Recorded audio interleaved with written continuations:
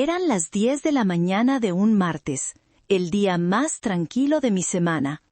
Yo, Eulalia, a mis 58 años, estaba sentada en la mesa de mi cocina, la misma mesa donde mis hijos desayunaron por 20 años, revisando las declaraciones de impuestos de un cliente.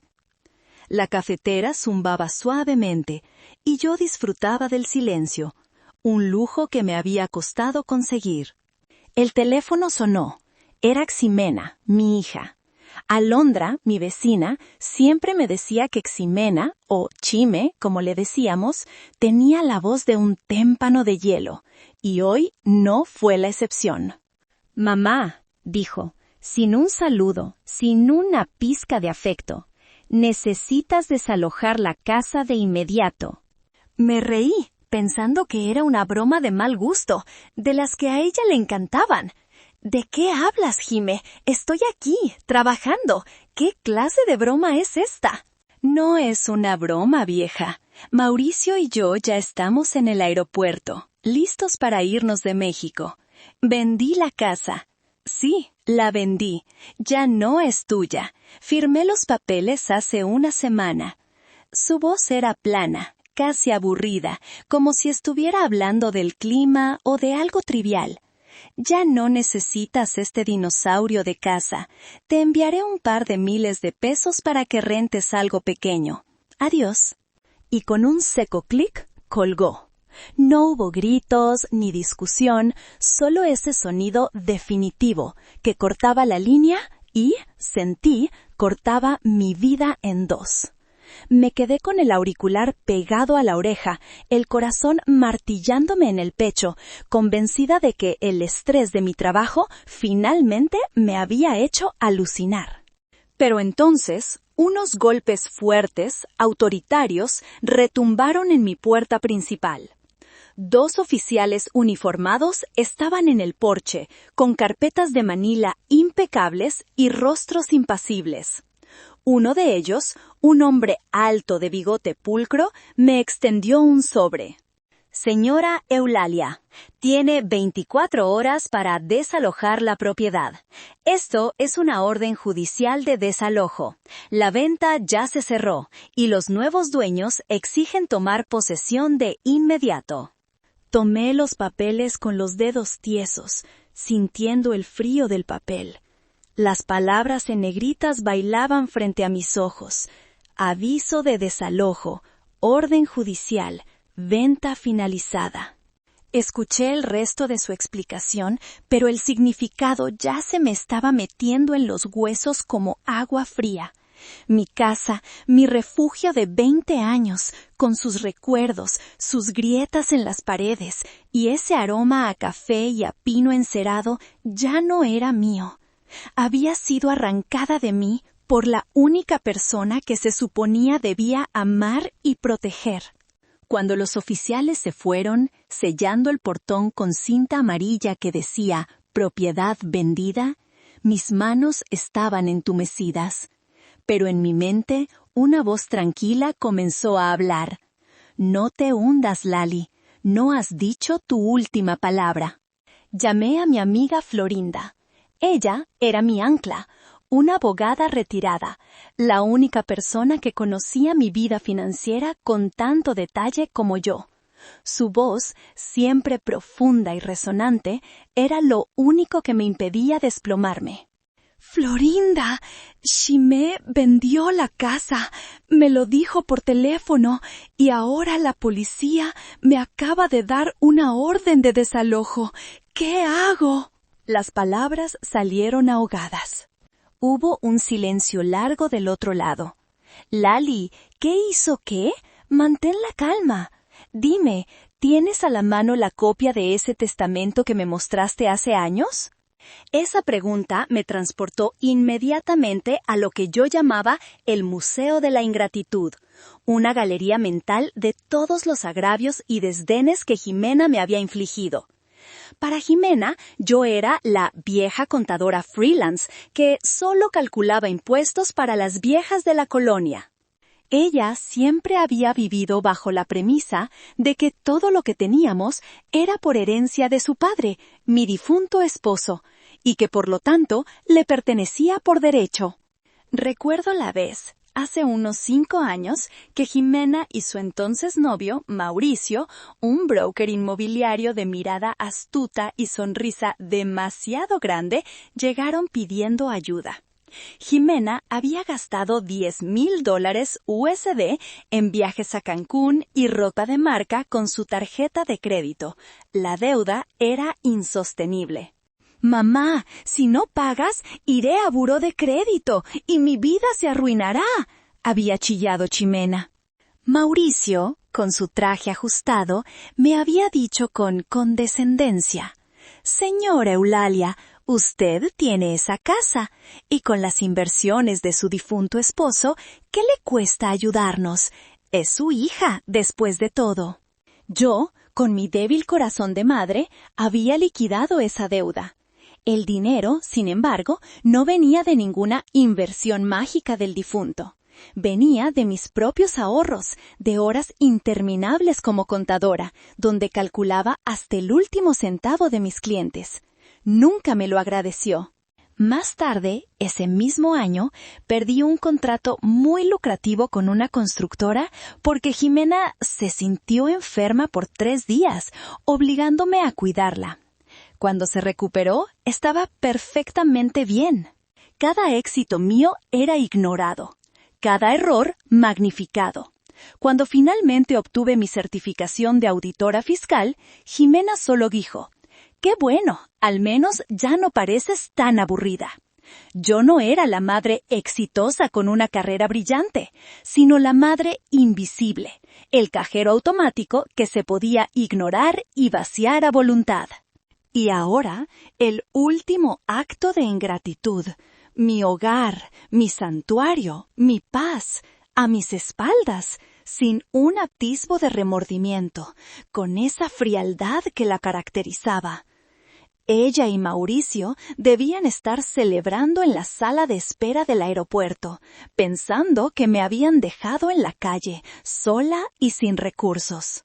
No sabían que el dinero de la venta no provenía de ninguna herencia, provenía de mis propios méritos, y ese dinero tenía otro destino. «Lali, respóndeme, ¿tienes el testamento?», insistió Florinda por teléfono, sacándome de mi trance de recuerdos amargos. «Sí, lo tengo. Está en la caja fuerte, el original». «Bien, escúchame con mucha atención.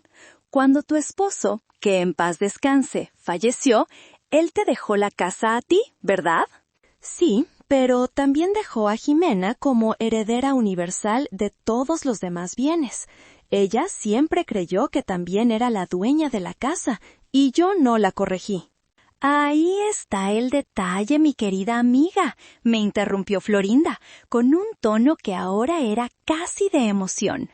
«Recuerda, él fue muy astuto. Lo hicimos así por un motivo. Si tú, como la dueña total, morías primero, Jimena heredaba.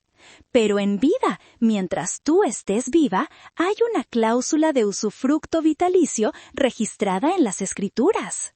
Tu esposo César amaba tanto esta casa y sabía cómo era Jimena. Él no quería que te quedaras sin techo». Me quedé boquiabierta. Había olvidado ese detalle. Había pasado tanto tiempo. Había una cláusula legal que me otorgaba el derecho de residencia trifonía sobre la propiedad, independientemente de quién fuera el titular legal. Una servidumbre perpetua mientras yo viviera. Sin mi consentimiento, la venta era legalmente defectuosa. Pero, Florinda, ¿Ximena pudo venderla sin mi firma? Sí y no. Pudo vender la nuda propiedad, la propiedad desnuda, pero el nuevo dueño la compró con la cláusula de usufructo. Es decir, compraron la casa pero no tienen derecho a desalojarte. Si vendieron la propiedad sin declarar esta carga, cometieron fraude. Y si declararon la carga, el nuevo comprador es un idiota por comprarla a precio de remate sin poder vivir en ella. Sentí una oleada de calor recorrer mi cuerpo, reemplazando el frío del miedo. Ximena no había triunfado. Su acto cruel había sido neutralizado por la astucia de mi difunto esposo y mi propia negligencia al no corregir la idea de Jimena. Pero el alivio fue reemplazado por una furia fría. Jimena y Mauricio debían ser detenidos. A pesar de la orden de desalojo, me negué a mover un solo centímetro. Los oficiales, al ver los documentos que Florinda me había enviado por correo electrónico, se retiraron, confundidos. El comprador, obviamente, aún no se había dado cuenta del lío legal en el que se había metido. 2 horas después, Jimena me llamó de nuevo. Ya no estaba tranquila. Se oía impaciente y exigente, con el ruido de un aeropuerto de fondo. «Mamá, ¿por qué no te has ido? El comprador me está llamando. Dice que hay un problema con la escritura. ¡Están en el aeropuerto! ¡Tenemos un vuelo a Vancouver! 2 horas!» Sentí una punzada de satisfacción oscura. Era el momento de confrontarla, pero de una manera que la hiciera sentir la misma desesperación que ella me había causado. «Jimena», dije, mi voz extrañamente tranquila, «el problema es que vendiste una propiedad que no puedes entregar. Olvidaste un pequeño, minúsculo detalle legal». «¡El testamento! ¡Lo sé! La abuela me dijo que papá lo había modificado. Esa cláusula es ilegal, mamá, y lo sabes. Eres contadora, no abogada. No eres nadie para impedir mi vida», chilló, su voz subiendo de tono. «Ximena», repetí más suavemente, «nunca intenté impedir tu vida. Siempre te di todo. Pero, ¿impedir tu vida significa vender el techo de tu madre, la casa donde creciste, para financiar tu capricho de irte con un estafador?» Ella se quedó en silencio por un momento. Solo se oía la estridencia del aeropuerto. Luego volvió a la ofensiva. «La casa vale mucho. Tú tienes mucho más. Eres rica, mamá. Admítelo. Siempre lo has sido, solo que eres tacaña. Me pertenece. El dinero de esa venta me pertenece. No voy a permitir que arruines esto. Tengo que irme. Me vas a dar el dinero de la venta y nos vamos. ¿Entiendes?» Esa frase me rompió por dentro. No por el dolor, sino por la rabia. El dinero de esa venta me pertenece. El descaro, la ceguera de su derecho, era mi límite. «Jimena», le dije, en un tono que nunca antes había usado con ella, «no te voy a dar nada, ni un solo peso de la venta, y no voy a rescatarte de esta estafa que tú misma organizaste. Tendrás que vivir las consecuencias de tu codicia. Tienes 24 horas para encontrar un abogado. No me vuelvas a llamar». Y fui yo quien hizo el clic definitivo al colgar. Sentí una liberación catártica. La verdad era que, con ese dinero y el dinero que me había dejado mi esposo, yo era rica. Pero no rica por herencia, sino por mi propio esfuerzo. Y ahora, por primera vez, me negaba a ser el salvavidas de mi propia hija. La gente como Ximena y Mauricio, los narcisistas envidiosos, siempre asumen que la riqueza es estática o heredada. Nunca se les ocurre que alguien puede construirla en silencio, con paciencia. Yo siempre había sido la sombra, la contadora discreta. Mi difunto esposo, César, y yo éramos una sociedad de hormigas trabajadoras. Cuando vendimos un pequeño departamento para mudarnos a la casa grande hace 15 años, Jimena tenía 17. Ella pensó que la diferencia de la venta la habíamos gastado en muebles. ¡Qué ingenuidad! Recuerdo la tarde en el banco. César, sabiendo que no duraría mucho debido a su enfermedad cardíaca, había abierto una cuenta de inversión a mi nombre, una cuenta de estrategia fiscal. Él me hizo prometer que nunca tocaría ese dinero a menos que fuera una emergencia real para mi supervivencia. «Lali», me dijo, su voz ronca, «esto es tu libertad. Jimena es una niña mimada. Creerá que no tienes nada más que la casa y se equivocará. Pero este dinero, $250,000 USD invertidos en bonos corporativos estables, es para que ella nunca te pueda controlar. Yo había guardado ese secreto durante una década. Ximena veía mi auto modesto, mi ropa de trabajo sencilla y me creía una mamá pobre pero orgullosa. Ella ni siquiera sabía qué era un bono corporativo. Pero la independencia no era solo el dinero. La clave de mi paz mental era que, gracias a mi trabajo como contadora, había podido comprar un pequeño departamento de 2 recámaras en la misma colonia. Lo había comprado con dinero en efectivo, bajo el nombre de una sociedad de responsabilidad limitada SRL, que yo misma había creado para mi negocio, y lo había rentado por los últimos 2 años. Nadie, ni siquiera Ximena, sabía que yo era dueña de otra propiedad. El plan secreto no era simplemente defenderme del desalojo, sino preparar mi nueva vida. Cuando Ximena me desalojó, mi plan de escape ya estaba en marcha. La ironía era deliciosa. Ximena pensó que me estaba dejando en la calle, pero en realidad me estaba dando la excusa perfecta para mudarme a mi propio espacio, sin ninguna atadura emocional. Me reuní con Florinda y el abogado César en una elegante cafetería en el centro de Puebla. Lali, Florinda y César, una fuerza imparable. César, la cliente, Ximena y su socio están en el aeropuerto. Es el momento perfecto para actuar, dije, bebiendo mi café con una calma que me sorprendió. El abogado César, un hombre serio y eficiente, revisó los documentos que le había proporcionado. El comprador de la casa, un tal señor Juárez, está de buena fe, pero fue engañado por Mauricio, el socio de Ximena. No le informaron correctamente sobre la carga. Aquí está la estrategia. Envío un requerimiento notarial a la firma inmobiliaria y al señor Juárez exigiendo la anulación de la compraventa. El documento debe mencionar la cláusula de usufructo vitalicio y la demanda por fraude contra Ximena y Mauricio. ¡Excelente!, intervino Florinda. Eso congelará el dinero de la venta en el fideicomiso y en los bancos. No podrán irse con él.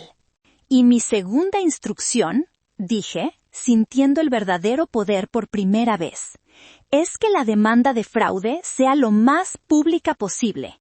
No quiero venganza, quiero justicia y una lección que Ximena nunca olvide.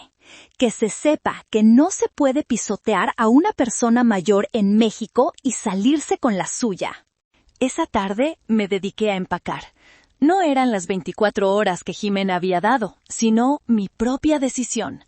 Cargué mis libros, mis archivos y la cafetera. Dejé un mensaje para el nuevo dueño, señor Juárez, pegado en la nevera, explicando la situación legal con calma. Alrededor de las 8 de la noche, el camión de mudanzas se detuvo frente a mi casa. Florinda me ayudó con los últimos detalles. ¿Estás segura de que quieres irte, Lali? Legalmente, puedes quedarte. Ya no quiero quedarme, Florinda. Esta casa apesta a ingratitud y ambición. Mi paz mental vale más que un techo grande. Ya tengo mi propio espacio. Entré a mi nuevo departamento, con sus paredes blancas y el olor a pintura fresca. Era pequeño, pero era mío, exclusivamente mío. No era un rescate, era un ascenso. El plan de Lali funcionó con precisión quirúrgica. Mientras yo estaba desempacando mi colección de tazas de café en mi nuevo y tranquilo rincón, Ximena y Mauricio estaban en un infierno. El día de su vuelo, justo cuando estaban facturando el equipaje sobredimensionado lleno de sueños de grandeza, Mauricio recibió una llamada histérica de su abogado. Mauricio, ¿por qué demonios vendiste una propiedad con un usufructo vitalicio activo? El comprador me está demandando por fraude. El dinero ha sido congelado por una orden judicial. El rostro de Mauricio se puso pálido como el papel. Se giró hacia Jimena, que estaba publicando una selfie con el hashtag New Life, New Adventures. Jimena, maldición, tu madre. ¿Por qué nunca me dijiste que el testamento de tu padre tenía esa cláusula de mierda? ¿Qué cláusula? Mamá me dijo que era vieja y no importaba. Tú dijiste que podíamos venderla si la heredera universal firmaba. Tú dijiste que solo necesitaba mi firma, gritó Jimena, las lágrimas corriendo por su rostro maquillado. El caos se desató. El banco había retenido el dinero. La aerolínea, alertada por las autoridades judiciales sobre la posibilidad de que fueran a huir con dinero obtenido fraudulentamente, les negó el embarque. Jimena, que había vendido la casa para huir de su vida, se quedó varada en un aeropuerto, sin dinero líquido, con un novio que ahora la veía como la arquitecta de su desastre. ¡Idiota! ¡Tonta! ¡Tu madre nos arruinó! ¡Tu madre lo sabía y no dijo nada! Mauricio rugió, levantando las maletas y abandonándolas cerca de la recogida de equipaje. ¡Arréglalo tú! ¡Yo me voy! Y se fue, dejando a Jimena sola, sin dinero y sin pasaporte. El golpe de gracia llegó a la mañana siguiente. El abogado César, como se le había indicado, filtró la historia a un pequeño periódico local en Puebla, que fue replicado por varios medios digitales. Hija traiciona a su madre, vendiendo su casa. El testamento del padre salva a la adulta mayor de quedar en la calle. En el artículo se mencionaba mi nombre, Eulalia, y el de Jimena.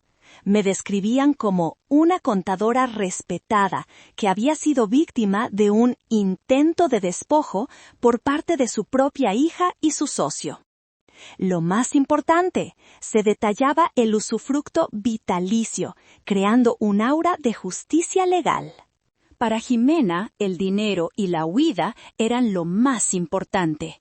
Para mí, la humillación pública era la verdadera venganza. Ella había valorado el dinero por encima de todo.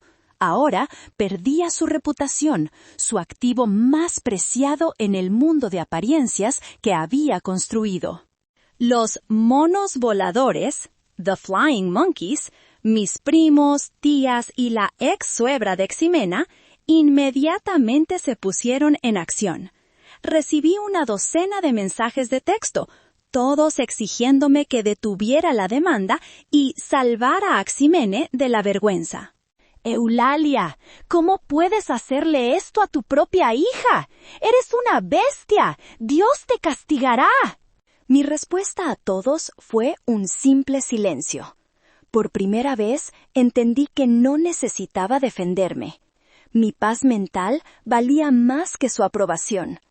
Dejé que César, el abogado, se encargara de la prensa y de los monos voladores. Una semana después, la llamada llegó.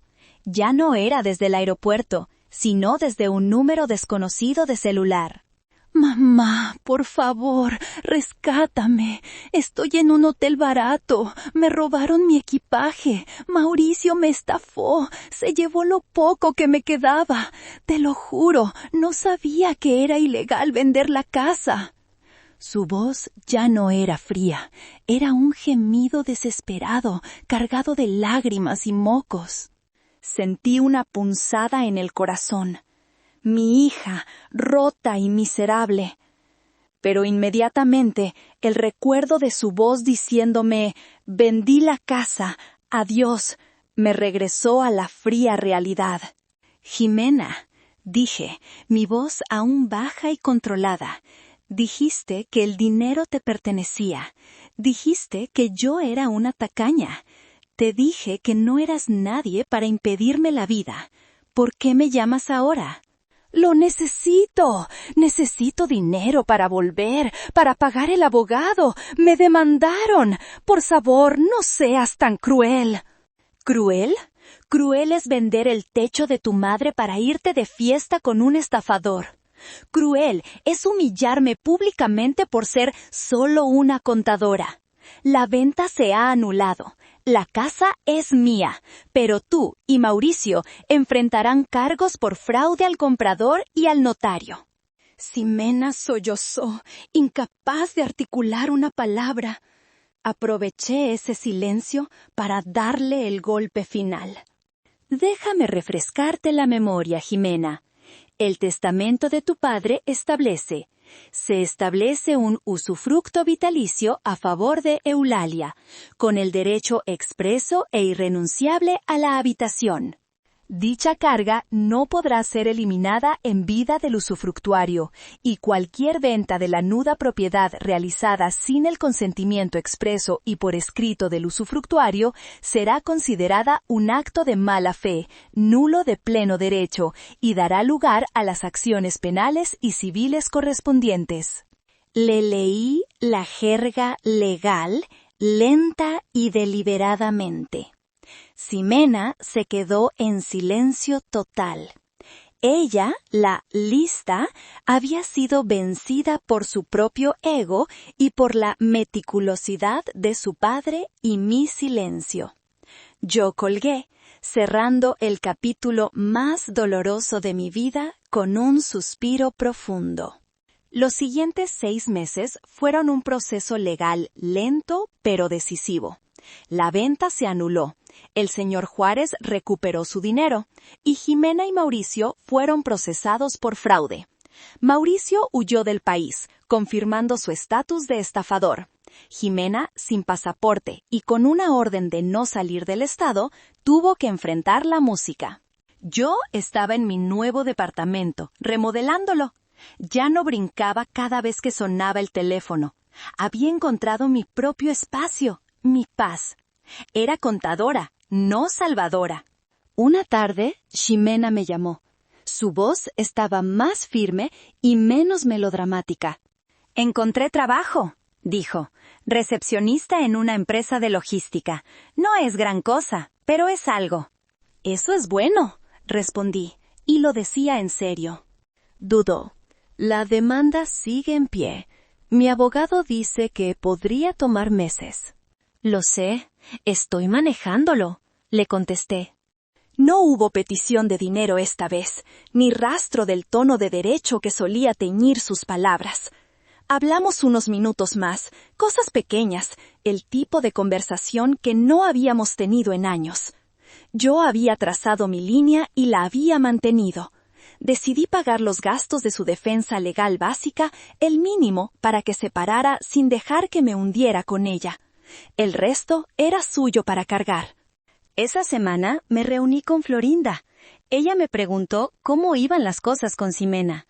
Le dije la verdad. Está aprendiendo de a poco, y estoy bien dejándola aprender sin arreglarle todo. Ya no me drena la energía. Florinda sonrió, levantando su vaso de horchata. Por la paz mental, Lali. Chocamos los vasos y sentí que el peso que llevaba meses en mi pecho se aligeraba por completo. Un mes después, Ximena me envió un mensaje de texto. No lo había hecho en meses desde que se dio cuenta de que yo no la rescataría. Era simple, sin puntuación, sin mayúsculas, pero honesto, o al menos lo parecía. Lo siento. Miré el mensaje, pensé en todo. La casa, el testamento, el dinero, la humillación. Pensé en la Ximena pequeña que solía acurrucarse a mi lado mientras yo hacía mis cuentas. Luego miré la vista desde mi balcón, la ciudad de Puebla, extendida bajo la luz cálida del atardecer. No respondí. La disculpa era para ella, no para mí. Mi perdón ya se había manifestado en mi acción de dejarle enfrentar las consecuencias. Ella había tenido que tocar fondo para poder ver el mundo como realmente era. Yo ya no era su cajero automático, ni su madre invisible. Yo era Eulalia, una mujer independiente que había sobrevivido a la traición. Me levanté, fui a la cocina y preparé otra taza de café. Pensé en la primera vez que Ximena llamó, su voz fría y definitiva diciéndome que había vendido mi casa. Ese recuerdo aún dolía, pero ya no me vaciaba como antes. Y me pregunto a mí misma, y a ustedes que me escuchan, ¿hice lo correcto al dejar que mi hija tocara fondo? al no rescatarla del desastre que ella misma creó? ¿O un corazón de madre siempre debe perdonar y rescatar, sin importar el precio? Gracias por escuchar mi historia.